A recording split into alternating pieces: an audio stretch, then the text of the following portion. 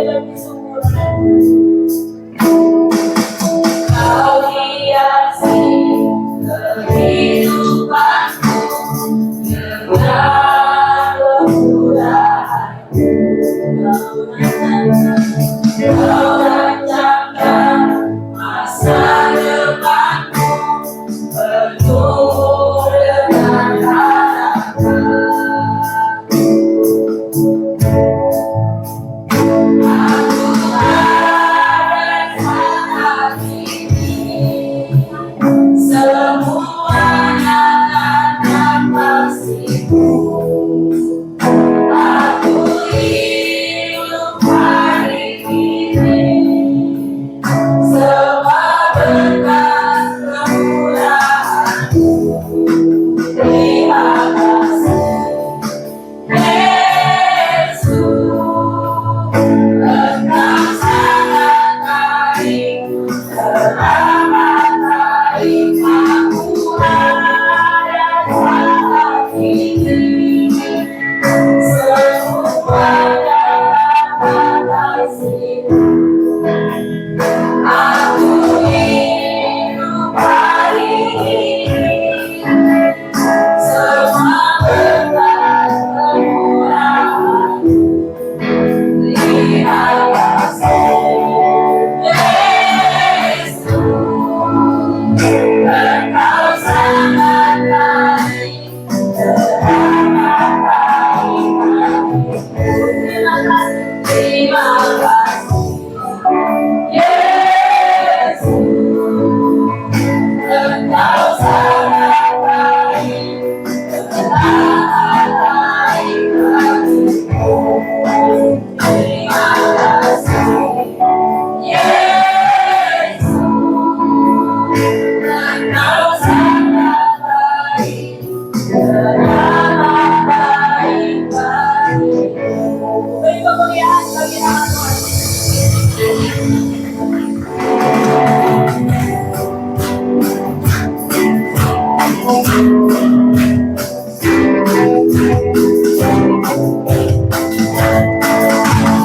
Akhir untuk kami yang tidak kami untuk kami semua. Dia bersama kami, Dia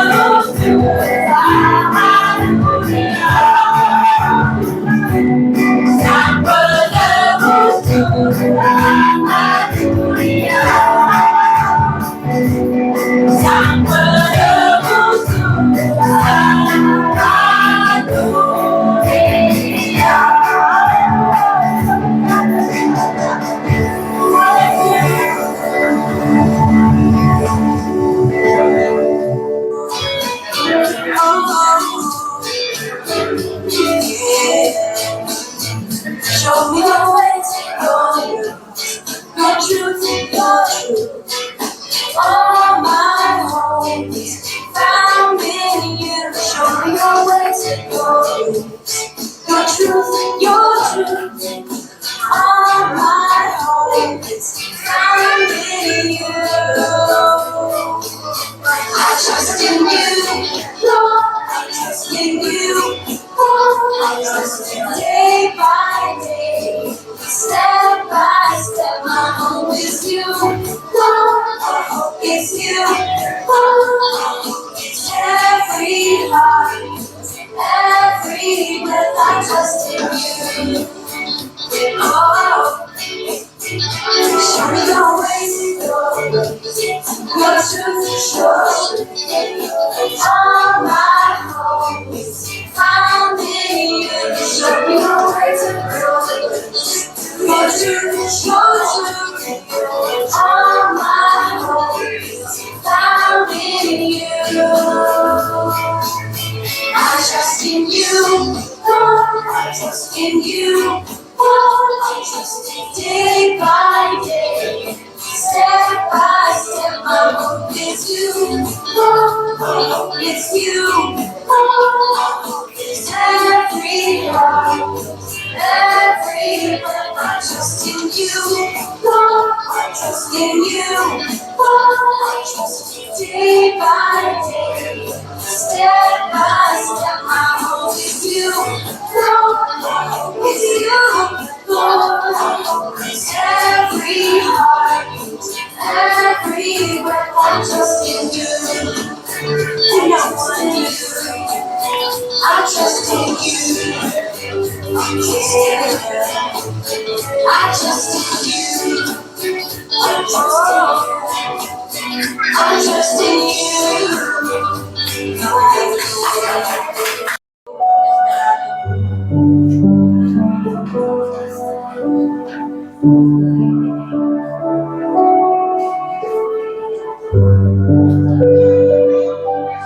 Selanjutnya, pada Pak Pendeta Joshua dan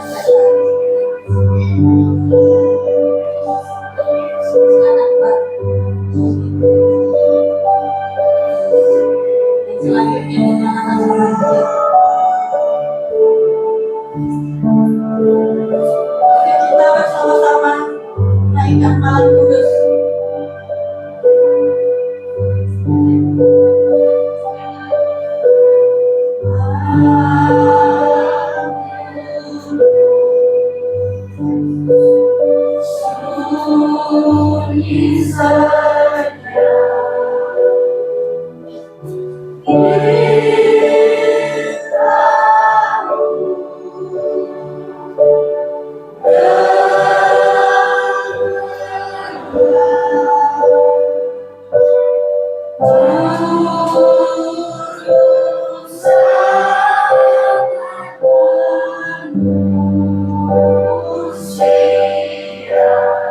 Datang ke dunia.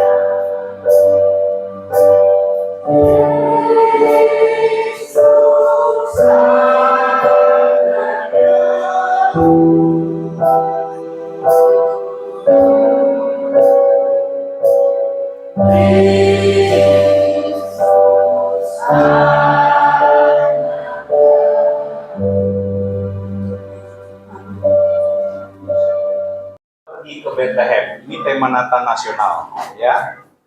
Dari PGI ini mengeluarkan tema ini, dan nanti tanggal 25 itu akan dilakukan ibadah Natal, ya, dan itu akan dibawakan tema ini. Dan tema ini biasanya tahun-tahun yang lalu, tema nasional itu tidak banyak dipakai oleh gereja-gereja, hanya sebagian gereja yang pakai. Tapi tema ini tahun ini banyak banget. Hampir setiap gereja, itu yang saya tahu, gereja teman-teman segala macam itu temanya tema marilah kita ke Bethlehem, marilah kita ke Bethlehem. Sampai teman saya ada yang bercanda di Facebook, dia bilang gini, waduh kalau semua ke Bethlehem, Bethlehem penuh ini nanti, katanya gitu. Gitu. Ya itu cuma bercanda. Oke, Bapak Ibu sudah kasih Tuhan. Ya, nama saya Pendeta Jusen, saya melayani di daerah Grogol. Paparan sudah pernah ke sana, melayani firman Tuhan di sana. Dan saya melayani penggumpalan di 2 tempat, satu di Grogol, satu di Polres Tangerang. Ya, oke, saya sudah berkeluarga, istri 1, anak 2. Ya, oke, seperti itu saja. Kita akan langsung saja mendengarkan firman Tuhan. Bapak Ibu sudah kasih Tuhan, kita akan lihat sama-sama di dalam Lukas pasal yang kedua, ayat yang ke-8 sampai ayat yang ke-20. Kita akan baca bergantian, ayat yang ke-8, lalu Bapak Ibu Saudara ayat 9, demikian bergantian sampai ayat 20. Bagi Bapak Ibu Saudara yang mau lihat handphone atau mau buka Alkitabnya, atau bisa lihat di slide di depan ya. Oke. Judul perikopnya adalah Gembala-Gembala. Ayat 8, di daerah itu ada gembala-gembala yang tinggal di padang, menjaga kawanan ternak mereka pada waktu malam. Silakan.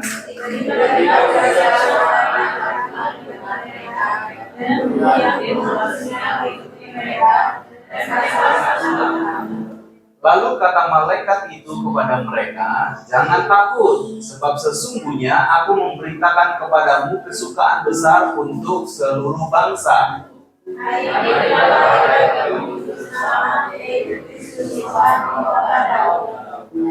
Dan inilah tandanya bagimu, kamu akan menjumpai seorang bayi dibungkus dengan lampin dan terbaring di dalam palungan.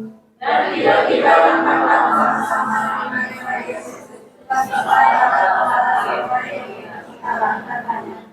kemuliaan bagi Allah di tempat yang maha tinggi dan damai sejahtera di bumi di antara manusia yang berkenan kepadanya.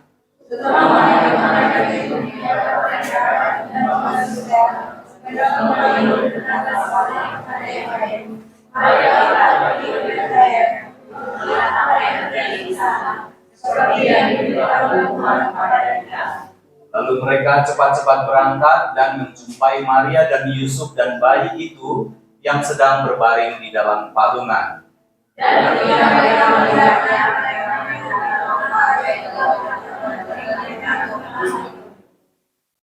Dan semua orang yang mendengarnya heran tentang apa yang dikatakan gembala-gembala itu kepada mereka.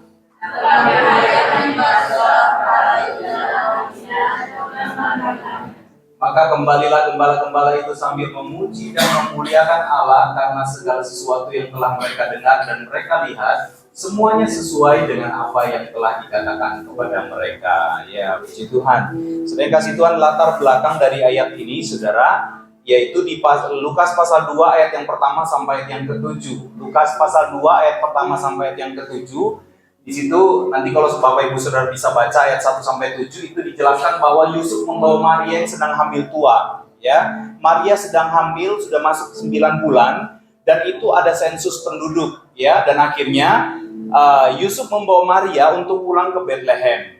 Ya, untuk pulang ke Bethlehem. Perjalanan kurang lebih Saudara, perjalanan dari Nazaret, mereka tinggal di Nazaret ke Bethlehem itu kurang lebih 156 kilo kurang lebih.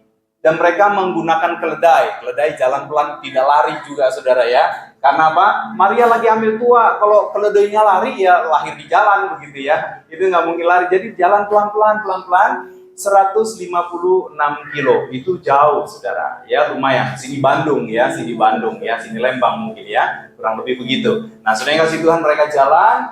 Ketika sampai di Bethlehem, ternyata itu waktu saatnya di mana Maria sudah mau melahirkan. Ya, singkat cerita, kita sudah tahu ceritanya bahwa tidak ada tempat untuk Maria melahirkan. Dan akhirnya dengan sangat terpaksa Maria lahir di kandang domba. Dengan sangat terpaksa Maria lahir di kandang domba. Ya, saya nggak jelaskan tentang kandang domba. Ya, itu punya makna sendiri. Ya, itu intinya Yesus Kristus lahir di kandang domba. Ya, dan dibaringkan di palungan, tempat taruh jerami makanan hewan itu. Dibaringkan di situ, dibungkus dengan kain lampin. Kain lampin itu adalah kain yang digunakan orang-orang di zaman dulu ketika bayi baru lahir itu dibungkus pakai lampin, kain yang memang untuk membungkus bayi begitu ya. Nah, sama ini juga dibungkus seperti itu. Nah, selain kasih Tuhan, jadi mereka pulang ke Bethlehem dan akhirnya melahirkan di kandang domba. Nah, selain kasih Tuhan, dalam Lukas pasal 2 ayat 8 sampai 11 yang tadi kita baca sampai 12, itu malaikat menyampaikan kabar keselamatan kepada para gembala di padang untuk pergi ke Bethlehem di sebuah kandang. Mengapa para gembala dan mengapa Bethlehem? Ini ada sesuatu bukan kebetulan, saudara. Segala sesuatu yang Tuhan tulis di dalam Alkitab itu bukan kebetulan. Segala sesuatu yang Tuhan tulis di dalam Alkitab, Tuhan punya tujuan.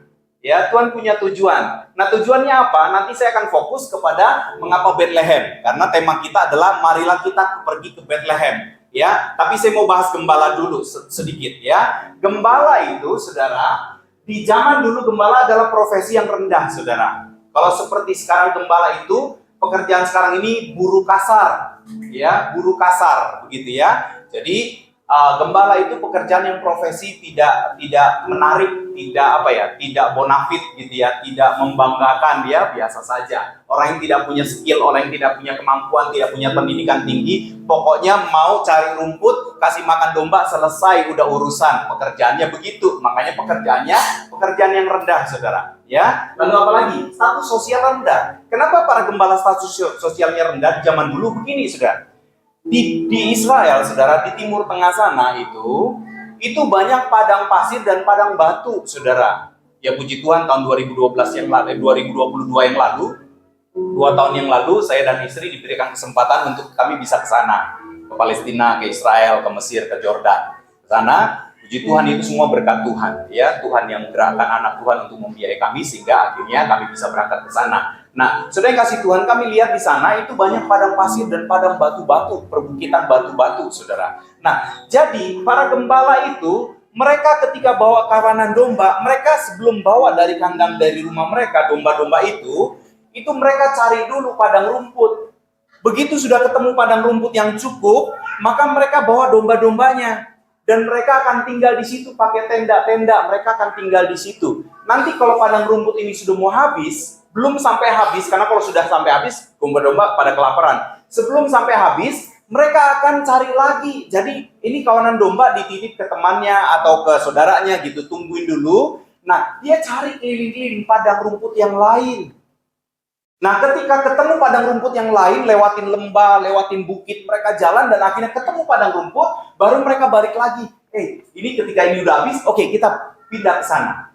Nah, pindah ke sana, makanya Daud berkata yang Mazmur 23, walau sekalipun aku berjalan dalam lembah-lembah kekelaman atau bayang-bayang maut, lembah kekelaman itu bayang maut. Maksudnya gini, Tuhan adalah gembala. Jadi gembala akan bawa padang rumput ini sudah habis nih. Gembala akan bawa ke padang rumput yang baru, itu lewati lembah, lewatin bukit, saudara. Pada waktu kami naik ke Gunung Sinai, saudara, untuk ke tempat di mana Musa diberikan 2 loh batu itu gunung batu, saudara. Naiknya aduh capeknya minta ampun. Beberapa tangga, karena tangganya tinggi-tinggi dan nggak beraturan pakai batu, saudara. Itu naik beberapa tangga dan itu kan tinggi, cukup tinggi, ya dingin di situ. Nah jadi naik itu nafas itu ngos-ngosan, saudara. Naik berapa tangga? Tour leadernya bilang, nanti kalau capek nggak usah paksain, 5-6 tangga berhenti, 5-6 tangga berhenti gitu. Ya benar, akhirnya kita yang dari Jakarta 5-6 tangga karena nggak biasa olahraga kali dulu ya. Ya jadi 5-6 tangga udah berhenti dulu, duduk dulu sebentar, naik 5-6 tangga, turun lagi.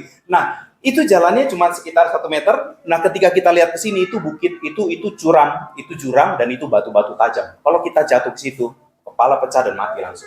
Gitu. Makanya domba-domba dikatakan, walaupun aku lewat lembah-lembah kekelaman, karena aku tergelincir sedikit mati di situ. Gitu. Ya seperti itu. Itu batu-batu yang agak tajam-tajam begitu. Nah, Bapak Ibu sedang kasih Tuhan. Jadi karena gembala ini nggak pernah tinggal di rumah, nggak bersosialisasi di rumah, dia cuma di padang aja, cari padang rumput. Jadi status sosialnya juga nggak tinggi. Dia nggak punya banyak teman. Dia nggak punya banyak teman, nggak punya banyak relasi. Itu status sosial gembala. Lalu apalagi ekonomi jelas rendah. Ya, ekonominya rendah. Nah, sudah kasih Tuhan, tapi luar biasa. Lewat Natal ini, berita sukacita, berita keselamatan pertama kali disampaikan kepada siapa? Kepada para gembala.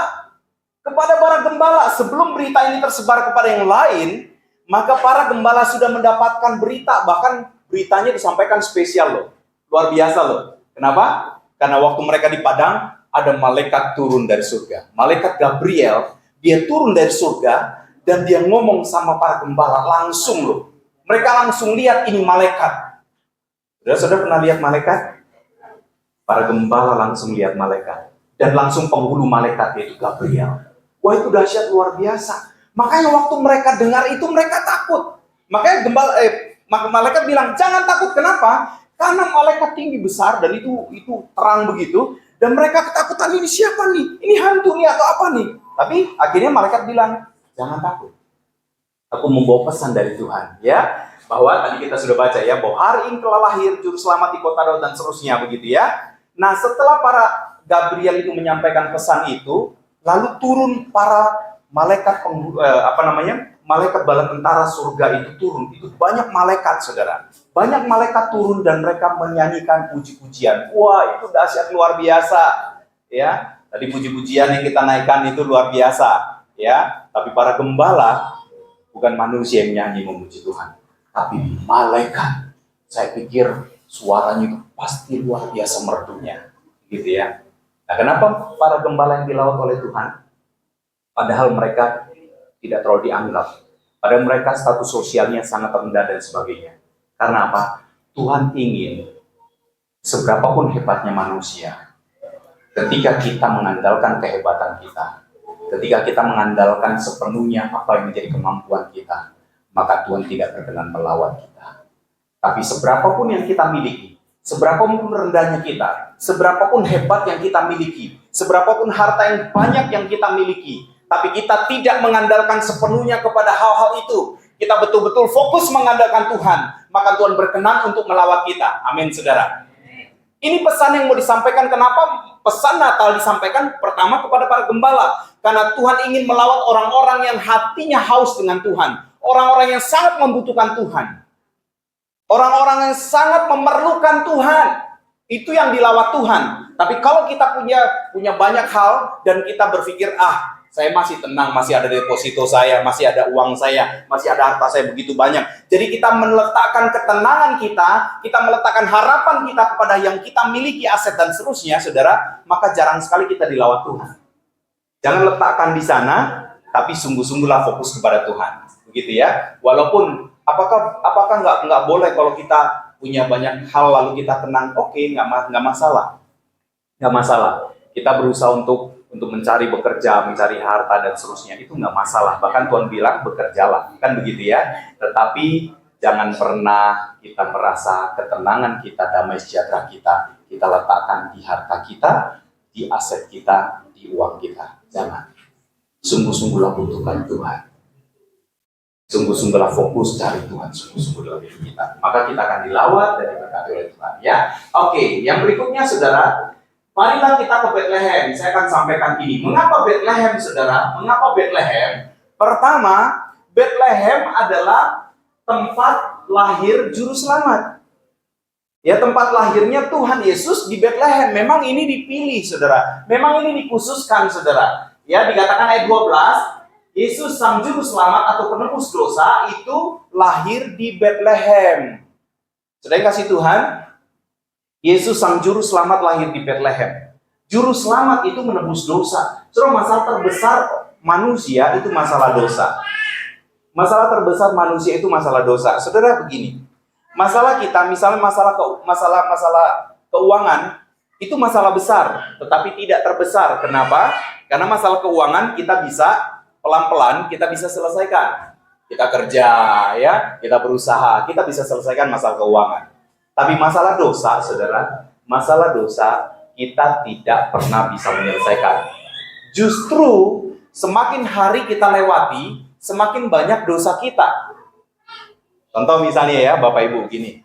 Ini kita udah buat dosa nih kemarin. Lalu hari ini, bagaimana kita membereskan dosa kita? Padahal hari ini kita buat kesalahan lagi, kita buat dosa lagi. Lalu besok kita buat lagi. Maka semakin banyak, saudara. Kadang-kadang kita berpikir begini, Tuhan, dosa saya banyak Tuhan. Sekarang oke lah, saya nggak mau buat dosa lagi, saya nggak mau buat dosa lagi. Apakah itu selesai? Nggak selesai, saudara. Nggak selesai. Contoh misalnya begini ya. Dosa itu seperti hutang. Maafkan saya, dosa itu seperti hutang. Jadi kita nggak bisa bilang begini. Kita hutang misalnya si A hutang sama si B. Si A ngomong gini, si B, maafkan saya ya. Saya janji deh, saya nggak mau hutang lagi sama kamu. Jadi hutang saya selesai ya. Bisa? Bisa selesai nggak? Saya janji deh, saya nggak mau hutang lagi sama kamu. Janji, aku nggak mau hutang lagi sama kamu. Jadi hutang saya lunas ya, beres ya. Bisa nggak begitu? Nggak bisa. Nggak bisa, saudara. Ya, kalau mau beres, lunasin. Bayar lunas, selesai, baru beres. Dosa juga begitu, saudara. Dosa itu nggak bisa selesai dengan tidak berbuat dosa lagi. Nggak bisa selesai, saudara. Harus dibayar lunas. Nah, kita bisa bayar? Nggak bisa. Yang bayar siapa? Yesus Sang Juru Selamat. Dia datang ke dunia, dia mati untuk kita. Dia menebus dosa kita. Karena apa, saudara? Upah dosa, Roma 3 ayat 23, upah dosa itu maut. Roma 6 ayat 23 juga. Ya, Roma 3 ayat 23, semua orang telah berbuat dosa. Roma 6 ayat 23, upah dosa ialah maut. Maut itu apa? Neraka. Maut itu neraka. So, neraka itu begitu seriusnya, saudara. Neraka itu begitu mengerikannya. Saya kadang suka khotbah, saya kasih contoh di jemaat. Saya bilang gini, saudara, ini ada lilin nih. Nanti kalau mau ngerasain neraka sedikit aja, saudara nyalain lilin, misalnya lilin ya Bapak Ibu, ini apinya nyala nih. Lalu saudara taruh jari saudara di atas apinya itu, kenain apinya gitu. 1 menit aja tuh. Kan sakit banget itu. Apinya lilin, yang kebakar cuman jari kita. Itu aja, misalnya neraka kayak api lilin nih. Neraka kayak api lilin, saudara tangan saudara dibakar setahun, saudara mau nggak saudara? Ini, kapan nih? Baru sehari, 2 hari, 3 hari. Menderita nggak saudara? Menderita. Api nerakanya kayak api lilin aja, menderitanya minta ampun. Tapi neraka itu bukan cuma api lilin. Neraka itu api yang sangat besar. Dan bukan cuma ujung jari kita yang kena api. Tapi seluruh tubuh kita dilempar ke api itu. Dan masalahnya adalah, kalau kita langsung mati, itu nerakanya enak. Kita lempar, mati. Nggak sampai semenit, mati kita. Kalau apinya besar banget. Mateng kita udah. Jadi, siapa? Jadi Anton Guling, misalnya ada yang namanya. Dipanggang kan, mateng kita. Nggak, saya bercanda kalau ada namanya Anton, maafkan saya, cuma contoh ya. Matang kita. Tapi masalahnya neraka nggak begitu, saudara. Neraka itu apinya besar banget.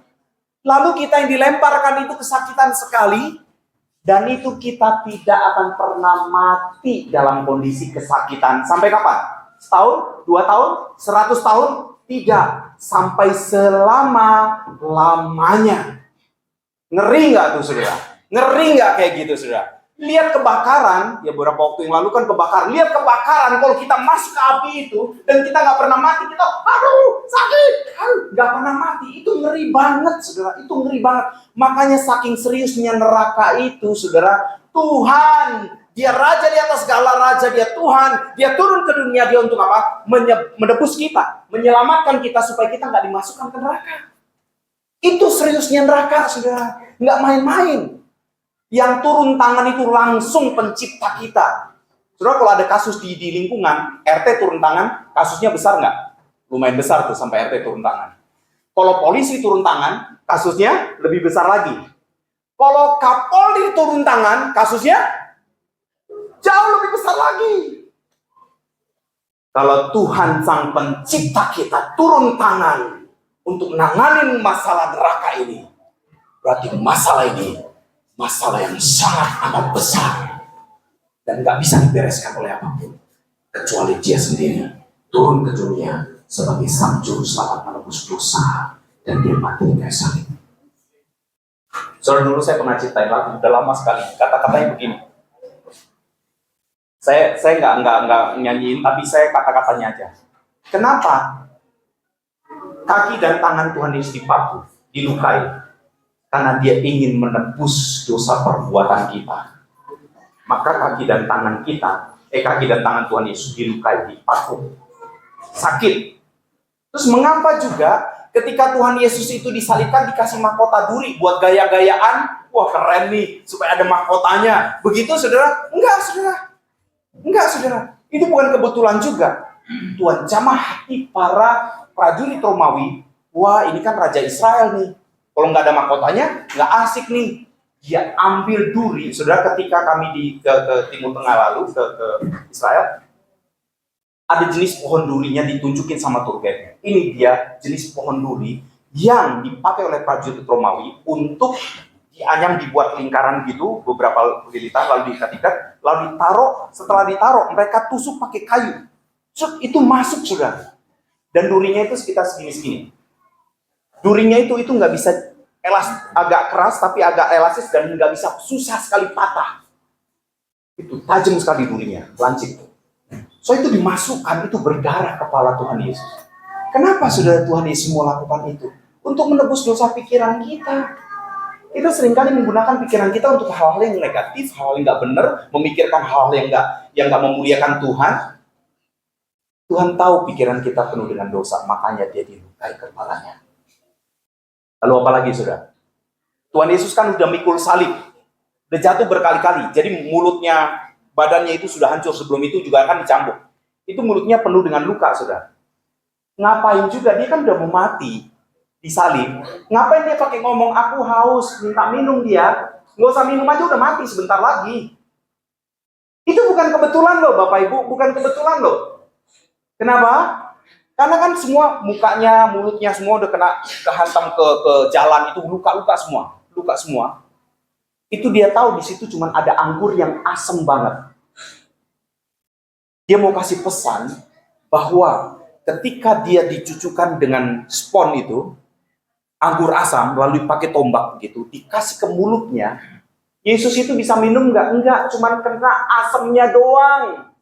Jadi tambah sakit berlipat, saudara. Lukanya kena asam, itu sakitnya berlipat. Kenapa? Karena dia ingin menebus dosa perkataan kita.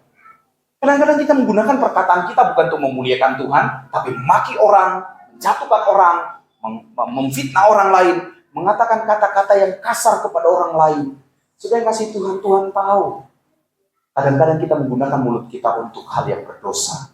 Maka Tuhan Yesus melakukan itu di kayu salib untuk menebus dosa perkataan kita. Dan yang terakhir, saudara, bukan kebetulan juga prajurit itu ambil tombak lalu tusuk lambungnya. Sebab kalau tusuk lambung itu apakah begini? Itu mau ambil mangga di pohon, ngambilnya begini, gitu.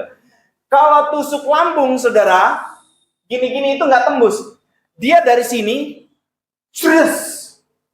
sini sampai sini, hampir semeter tuh. Di sini sampai ditusuk itu tembus naik ke atas, saudara. Dan darah air keluar di sana. Kenapa Tuhan Yesus sampai mau lakukan itu? Kenapa dia mau terima di kayu salib? Karena dia ingin menebus dosa hati kita. Yang sering kali kita simpan kemarahan, kita simpan iri hati, kita simpan kebencian, kita simpan balas dendam. Di dalam hati kita penuh dengan hal-hal yang berdosa. Maka Tuhan Yesus rela lakukan itu buat kita. Dia tebus semua dosa kita. Amin, Bapak Ibu. Maka kalau saudara percaya kepada Tuhan Yesus, itu sesuatu pilihan yang tepat. Kenapa? Di luar Kristus, dosamu, dosa kita tanggung sendiri. Dan itu tidak akan pernah beres. Ada satu dosa saja kita nggak layak masuk surga, apalagi banyak. Oke, ada yang cuma di sini yang dosanya cuma satu atau dua, angkat tangan. Kalau habis angkat tangan nanti saya doakan, tengging dia, karena dia habis buat dosa satu lagi. Dosa kita banyak. Kalau dosa kita banyak, layak masuk surga nggak layak, saudara. Tapi karena Kristus mati buat kita, dia menebus semua dosa kita. Dan kenapa kita bisa masuk surga? Kita bisa masuk surga itu begini, saudara. Ini ya, minta ya. Nah, ini Kristus putih gitu ya. tanpa dosa. Ini kita berdosa. Kita di dalam Kristus. Nah ini dia. Kita di dalam Kristus dan Kristus di dalam kita. Jadi ketika kita di dalam Kristus, ketika Kristus bawa kita masuk ke dalam kerajaan surga, ada malaikat yang bisa larang Kristus masuk bawa kita ke kerajaan surga nggak? Nggak ada yang bisa. Karena yang dilihat oleh Bapa adalah Kristusnya yang tanpa dosa, bukan kitanya yang penuh dengan dosa. Karena kita sudah ditebus dan kita ada di dalam Kristus, itu dia. Contoh misalnya, kalau Bapak Prabowo sekarangnya presiden, saudara Bapak Prabowo ada di samping kita, lalu kita sambil ngobrol nih sama Pak Prabowo, lalu dia masuk, ini pintu gerbang istana, kita ngobrol-ngobrol masuk gitu, ada tentara yang berani, hey, yang di samping Pak Prabowo, pergi lu sana, awas ya, aku tembak kamu. Ada yang berani gitu, dipecat tuh tentara, lu enak aja lu. Prabowo bilang, kamu enak aja, ini teman saya, lu larang-larang, saya ngobrol sama dia, saya mau masuk kenapa? Kamu udah bosan kerja di sini, kalau udah bosan, sono, nah kan gitu. Nggak ada yang berani, justru tentara itu ketika kita lewat, karena samping kita Pak Prabowo, Pak Presiden, dia apa? Hormat dia, kita dihormatin nggak? Hormat, kena hormat juga kan begitu. Dihormatin bukan karena kitanya, tapi karena di samping kita ada Pak Presiden. Tuhan juga begitu. Malaikat akan menghormati bukan karena kitanya, tapi karena kita di dalam Kristus. Dia sang penebus dosa kita. Amin, saudara. Biar Natal ini bukan jadi Natal yang biasa-biasa buat kita. Menjadi satu perenungan buat kita bahwa Tuhan itu dahsyat luar biasa. Mari kita ke Bethlehem karena apa? Di Bethlehem kita berjumpa dengan Sang Juru Selamat yang menebus dosa kita, yang membereskan dosa kita. Yang berikutnya, saudara. Yesus datang menyelesaikan masalah, membereskan, menyelesaikan, dan memberikan kekuatan untuk menghadapinya. Segala perkara dapat kutanggung di dalam Dia, memberikan kekuatan kepadaku. Ini Rasul Paulus ngomong begitu. Ya, Rasul Paulus berkata, segala perkara dapat kutanggung di dalam siapa? Di dalam Dia. Dianya sini adalah Yesus Kristus yang memberikan kekuatan kepadaku. Jadi artinya, saudara, mari kita ke Bethlehem, karena apa? Di Bethlehem kita menemukan Sang Juru Selamat yang membereskan setiap masalah kita. Apapun masalah dalam hidup kita saat ini, di Natal ini, mari datang sungguh-sungguh ke Bethlehem. Jumpai Dia. Datang, bukan Bethlehem Timur Tengah ya. Datang sungguh-sungguh kepada Yesus Kristus di dalam doamu, di dalam hubungan pribadimu dengan Tuhan. Datang sungguh-sungguh kepadanya. Apapun masalah pergumulan dalam hidupmu, Tuhan sanggup bereskan. Masalah terbesar yaitu masalah dosa yang kita nggak pernah bisa bereskan saja sudah dibereskan. Masakan Dia nggak sanggup menyelesaikan masalah kita. Amin, saudara. Ya, saudara. Masalah makanan, masalah ekonomi keluarga kita, saudara. Saya mau kasih tahu, bangsa Israel waktu keluar dari Mesir itu diperkirakan sekitar 1,5 juta orang. 1,5 juta orang selama 40 tahun mereka nggak pernah tanam, mereka nggak pernah bercocok tanam dan ini. Tapi Tuhan kasih free, gratis setiap hari makanan. 1,5 juta orang 40 tahun dikasih makan dengan free, dengan bebas oleh Tuhan tanpa mereka kerja apa-apa. Masa Tuhan nggak bisa cukupi keluargamu yang cuma 5-6 orang? Masakan kau ragu dengan Tuhan?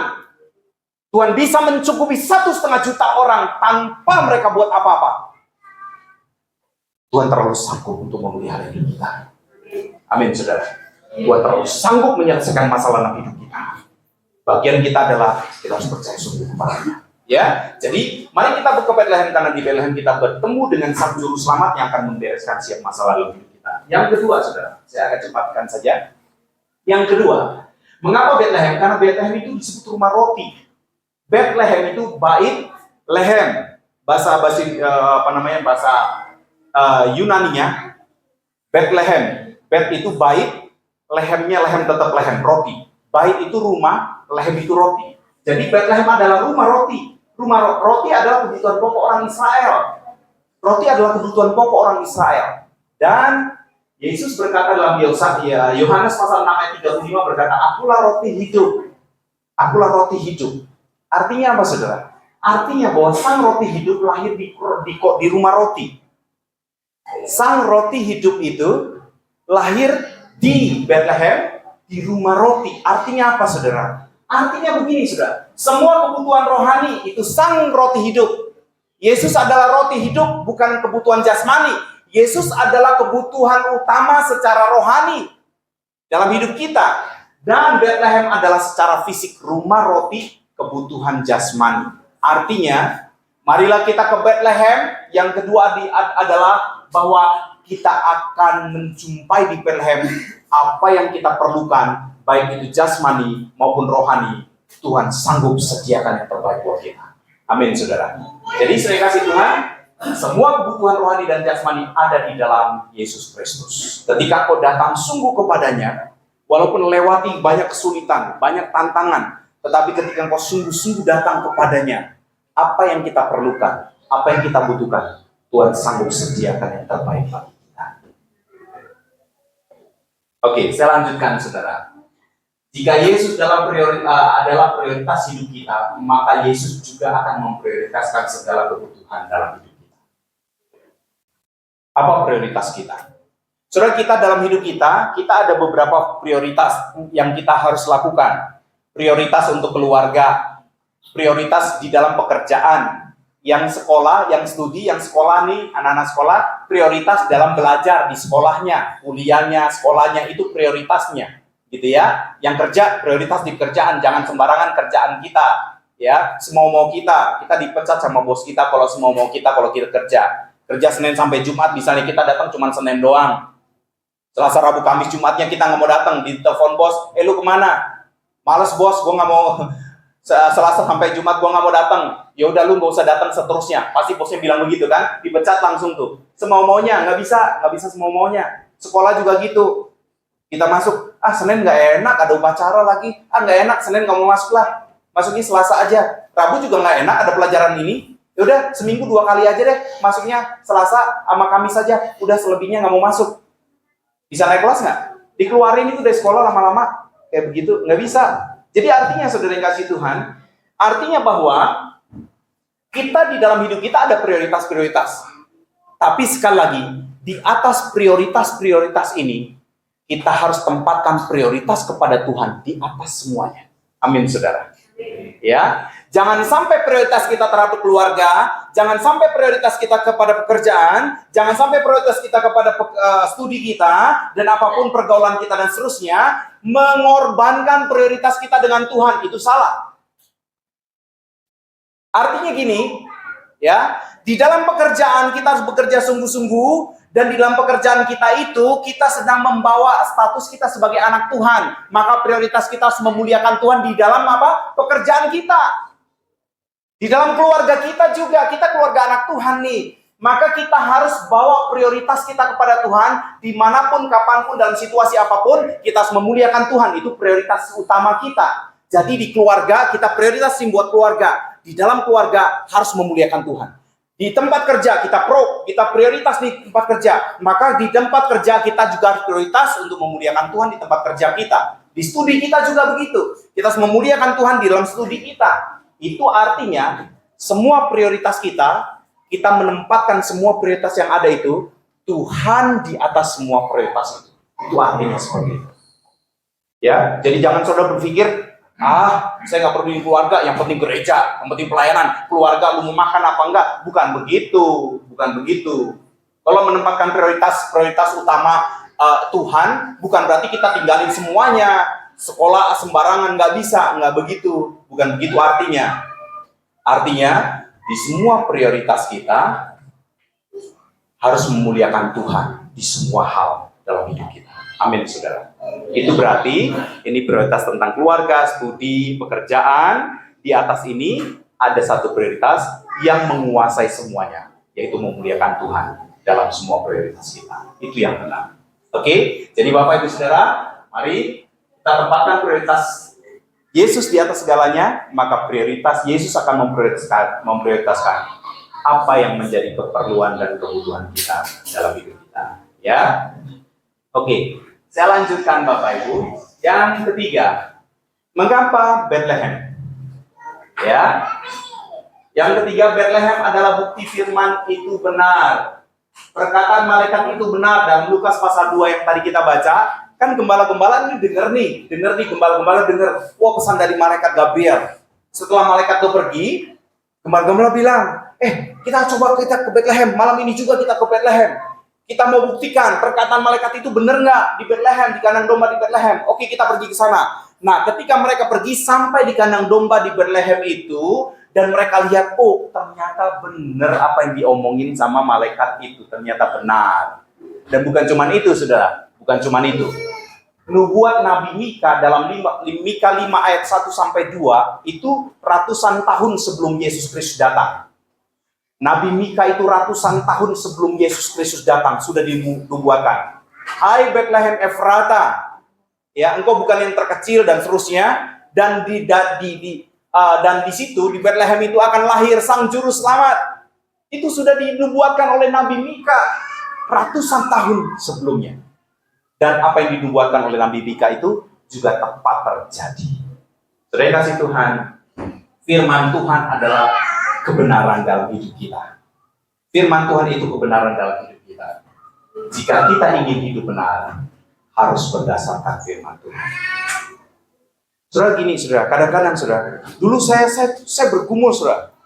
Saya ikut Tuhan sudah cukup lama dan melayani Tuhan sudah pengembalaan sekitar di dalam pengembalaan sekitar 27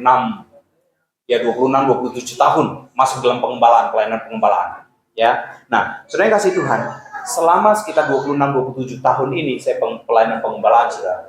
Kadang-kadang saya bergumul akan banyak hal di dalam pengembalaan. Jemaat bermasalah, keluarga besar bermasalah, dan seterusnya. Dan bergumul akan diri saya juga sendiri. Kadang-kadang kan setiap orang punya kelemahan ya. Kadang-kadang kita jatuh dalam dosa, kadang-kadang emosi kita nggak terkontrol nih. Aduh, kok kita emosian banget kayak gitu-gitu ya. Ada hal-hal seperti itu, saya bergumul, saudara. Saya berdoa, Tuhan, saya mau hidup benar. Lalu saya coba usaha sana sini. Bertahan sebentar, tapi habis itu jatuh lagi. Saya coba usaha lagi, saya coba bangkit lagi, usaha sana sini, jatuh lagi, lemah lagi. Terakhir, saudara, waktu saya baca firman Tuhan, saya baca Alkitab, kuncinya adalah Tuhan yang sanggup membenahi hidup kita. Bagian kita adalah dekat dengan Dia lewat apa? Lewat firman-Nya. Nanti itu otomatis, saudara. Ketika kita dekat dengan Tuhan lewat firman-Nya, kita membaca merenungkan firman-Nya setiap hari dalam hidup kita, kita terus merenungkannya, terus membaca merenungkannya, saudara. Nanti kuasa Tuhan mulai bekerja, terus bertambah dalam hidup kita, terus, dan Dia akan benahi hidup kita satu demi satu. Itu yang terjadi. Dan ini yang saya praktekkan, saudara. Dulu saya sangat bergumul akan kadang-kadang lemah, jatuh gitu ya, dan seterusnya. Khusus dalam hal emosi. Kadang-kadang emosi nggak terkendali gitu ya. Tapi puji Tuhan, sudah cukup lama waktu berapa tahun ini, saudara, ketika saya sadar ini, saya hidup dekat dengan Tuhan lewat firman-Nya. Dan akhirnya Tuhan berikan kesabaran yang lebih lagi buat saya. Nah, saudara yang kasih Tuhan, jika ingin hidup benar, harus berdasarkan firman. Itu jelas.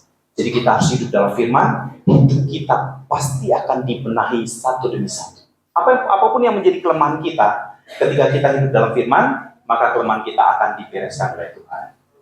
Saudara membaca Alkitab, Alkitab tidak dimaksudkan untuk sekedar menambah pengetahuan, tetapi untuk mengubah hidup. Jadi waktu kita baca Alkitab, baca firman Tuhan, jangan cuma untuk mengisi pengetahuan, bukan itu. Tujuan utama kita baca Alkitab dan merenungkan firman Tuhan itu supaya hidup kita berubah. Nah, ini ada ayat yang sangat tegas sekali tentang firman Tuhan ya, ini dia.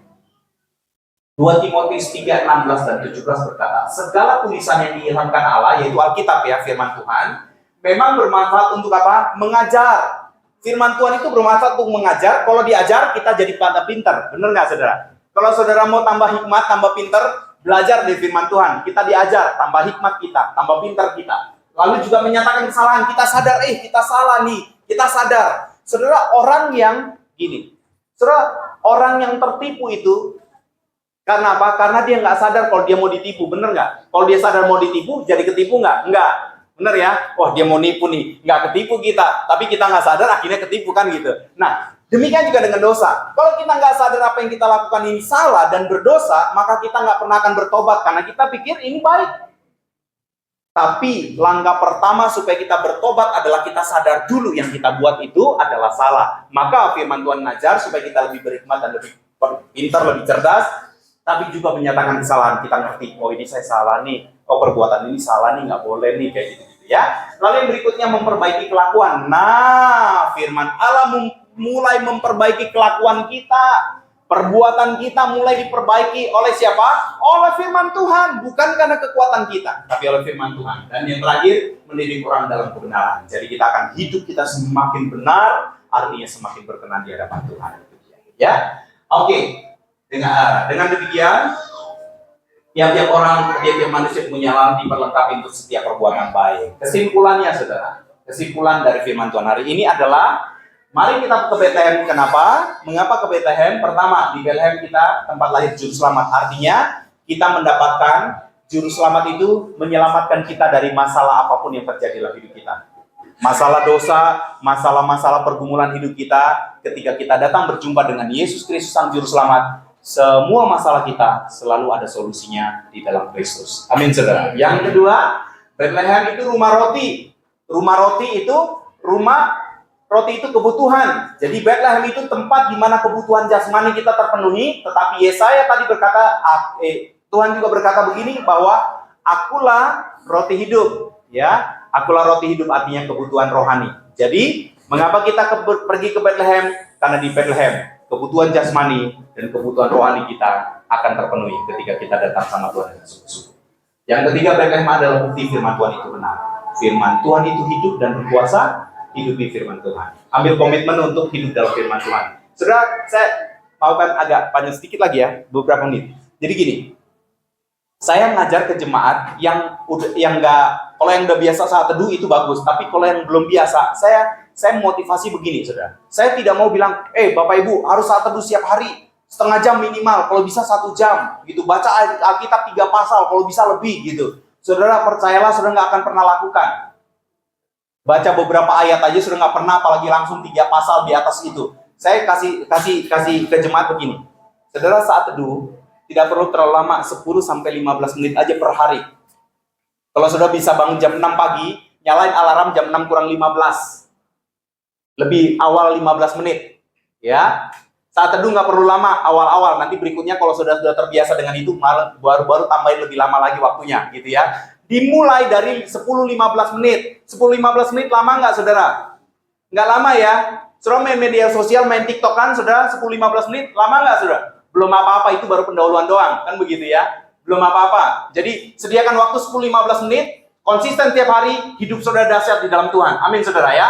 Jadi mulai pagi, bangun pagi, 15 menit lebih awal, nyalain alarm. Setelah itu saudara cuci muka, lalu abis itu doa. Saudara memuji Tuhan. Kalau saudara, aduh saya nggak punya alat musik, dan suara saya juga lari-lari, lari malam, lari pagi, lari-lari falas, maksudnya begitu. Sekarang nggak masalah, nyalain aja di handphone, ada YouTube nih lagu. Kita saat teduh diiringi full musik, ada WL-nya lagi, ada backup singer-nya lagi. Kita ketik lagu apa, ikutin aja nyanyi. Suara kita lari-lari nggak apa-apa. Yang penting ada backup singer-nya, suara dari handphone lebih bagus, nggak apa-apa. Kita nyanyi satu lagu pelan aja. Jangan pagi-pagi saat teduh nyanyi, nyalain speaker kenceng banget, bangunin tetangga-tetangga. Nyari ribut itu masalahnya. Ya, nyalain aja pelan kita ikut nyanyi. Satu lagu 5 menit. Habis itu baca Alkitab. 1 pasal aja. Pasal-pasal yang pendek. Kalau pasal yang sampai 100 sekian itu Mazmur berapa itu yang paling tinggi? Iya, 119. Mazmur 119 itu ayatnya panjang banget. Itu ya bagilah. Tapi kalau ayat-ayat yang sekitar 20-30 ayat, baca aja. 1 pasal, hanya 5 menit, habis itu 5-7 menit. 7 menit, habis itu doa. Terima kasih Tuhan, sekarang saya mau lakukan aktivitas saya. Terima kasih untuk firman Tuhan, saya mau taati. Dalam nama Tuhan Yesus, amin. Amin. Cuman 10-15 menit saat teduh kita setiap hari, saudara kalau lakukan itu dengan konsisten, hidupmu akan betul-betul berubah. Coba deh, lakukan. Saya lakukan itu, saudara. Kalau saya bukan 15 menit lagi, saya sudah tambah. Paling tidak, kalau saya waktu mepet banget, setengah jam paling tidak. Saya dengan istri saya, setiap pagi kita. Saya rasa ada sesuatu yang berbeda yang Tuhan kerjakan dalam hidup saya. Ambil komitmen sungguh-sungguh, di Natal ini, saat teduh konsisten setiap hari, mulai dari 15 menit. Saya pikir tidak sulit lah ya. Kalau ngomong 15 menit, kelamaan, susah banget, kebangetan, saudara. 15 menit aja lama banget kan, enggak ya? Seharusnya enggak ya? Oke, kita harus mulai itu. Dan terakhir kesimpulannya, buka hati bagi Tuhan Yesus, mempercayai pemeliharaan Tuhan, jangan ragukan Dia, dan hidup di firman Tuhan. Selamat Natal, Tuhan Yesus memberkati. Mari kita berdoa. Haleluya, kita berdoa. Terima kasih Tuhan untuk kebenaran firman Tuhan sudah kami dengar hari ini. Biarlah firman Tuhan ini sungguh-sungguh menjadi berkat atas kehidupan kami. Terima kasih Tuhan, segala kemuliaan hanya bagi-Mu, dan kami mau belajar untuk menerapkan firman Tuhan dalam hidup kami mulai hari ini. Dalam nama Tuhan Yesus, kami bersyukur dan kami berdoa. Haleluya, amin. Oke.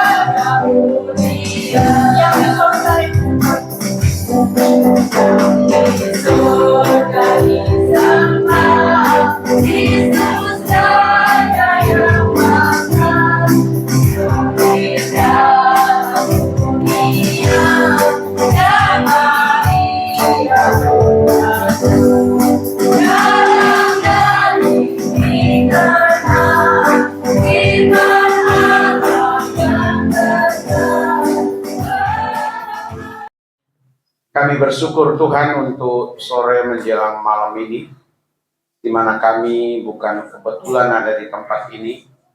Kami boleh hadir karena Tuhan. Kami bersama-sama mengucap syukur, mengingat peristiwa yang besar yang Tuhan adakan di dunia ini, yaitu di mana Tuhan datang menjadi manusia, lahir di tanah Palestina, di Bethlehem, memberikan pengharapan yang baru, keselamatan, pengampunan dosa. Kami sudah ditaburi oleh firman Tuhan. Biarlah hati kami terus terarah kepada Kristus Yesus, Sang Juru Selamat, di dalam kami menjalani hari-hari yang ada, karena Tuhan adalah pemelihara kehidupan kami. Dan bahkan Tuhan selalu memberikan firman-Nya untuk kami dengar, untuk kami pelajari, untuk kami ingat, untuk kami lakukan di dalam kehidupan ini. Sehingga hari-hari yang ada dalam kehidupan ini, kami boleh terus menyenangkan hati Tuhan, terus boleh berkenan kepada Tuhan, karena Tuhan sumber damai sejahtera itu. Marilah kami semua sekali lagi terarah kepada Tuhan. Terima kasih Tuhan Yesus untuk kebenaran firman-Mu. Terima kasih untuk hamba-Mu yang boleh menyampaikan firman Tuhan yang Tuhan utus untuk kami di kesempatan ini. Terima kasih juga untuk setiap yang terlibat di dalam pelayanan. Biarlah pelayanan mendatangkan hormat kepujian bagi nama Tuhan. Terima kasih juga untuk beberapa tamu undangan dari Pak Indra, dari Bu Ratmi yang boleh hadir. Biarlah Tuhan yang memberkati mereka semua. Dan kami berdoa Tuhan untuk besok dan hari-hari yang akan datang, sepanjang penghujung tahun 2024 dan memasuki tahun 2025, kami tidak kehilangan iman, pengharapan kami kepada Yesus Kristus. Kami terus maju dan maju, karena itu yang diinginkan, dikenan oleh Tuhan. Sebagaimana pernyataan tadi, jika kami memprioritaskan Tuhan, maka Tuhan juga akan memprioritaskan kami. Dan lebih dari itu semua, kasih karunia Tuhan nyata atas kehidupan kami. Berkati hamba-Mu Pak Yusen, berkati kami semua. Kami mau akhiri ibadah di kesempatan ini hanya untuk hormat, kepujian, kemuliaan bagi Tuhan Yesus Kristus yang telah mengajar kami berdoa. Mari kita bersama-sama mengucapkan doa Bapa kami. Bapa kami yang di sorga, dikuduskan nama-Mu, datanglah kerajaan-Mu, jadilah kehendak-Mu di bumi seperti di sorga. Berikanlah kami pada hari ini makanan kami yang secukupnya, dan ampunilah akan kesalahan kami, seperti kami juga mengampuni orang yang bersalah kepada kami. Dan jangan membawa kami ke dalam pencobaan, tetapi lepaskanlah kami daripada yang jahat. Karena Engkau yang punya kerajaan dan kuasa dan kemuliaan sampai selama-lamanya. Arahkanlah hati dan pikiran kita, dan terimalah berkat-Nya. Adapun kasih karunia dari Bapa kita di sorga, damai sukacita di dalam Tuhan Yesus, pimpinan penghiburan pengajaran dari Roh Kudus menyertai setiap kita hari ini, besok, bahkan sampai selama-lamanya. Amin.